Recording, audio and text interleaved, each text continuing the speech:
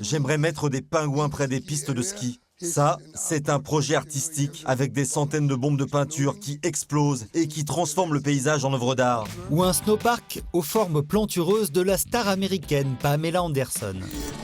On n'avait rien, comme tous les autres ici. On avait une vache, 2 chèvres, des moutons et 5 poules. C'est tout ce qu'on avait à l'époque. Aujourd'hui, Gunther gère ses affaires d'une main de fer et son ambition est sans limite. Pour devenir numéro 1 en Europe, une idée folle. Transformer sa station en parc d'attractions géant. C'est le futur, uniquement le futur. C'est un nouveau concept. J'aimerais mettre des pingouins près des pistes de ski. Ce serait vraiment génial. Les familles, les enfants, ils adoreraient. Ça, c'est un projet artistique avec des centaines de bombes de peinture qui explosent et qui transforment le paysage en œuvre d'art. Ça, c'est un grand 8 de 10 km de long, du sommet de la montagne jusque dans la vallée. Des montagnes russes géantes, une piste peinte en rouge ou un snowpark aux formes plantureuses de la star américaine Pamela Anderson.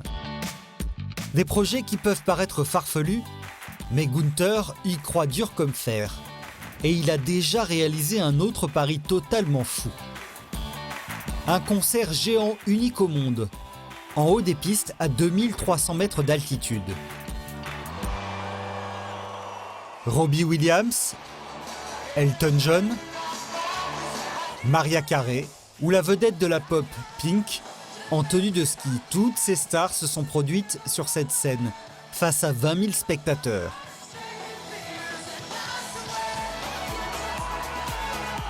Cette année, le millionnaire espère battre tous les records d'affluence avec une autre célébrité, Helene Fischer.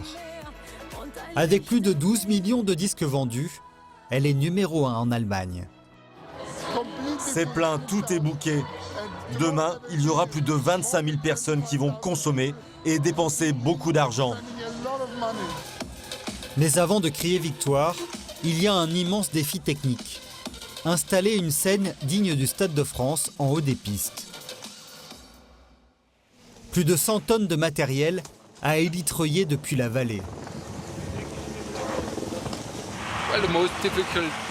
Le plus difficile, c'est toujours les conditions météo. Comme aujourd'hui, il y a du vent et un peu de neige. C'est un vrai challenge. Le va-et-vient des hélicoptères ne fait que commencer. Et pour la trentaine de techniciens en charge, le début d'une longue bataille qui va durer 2 semaines.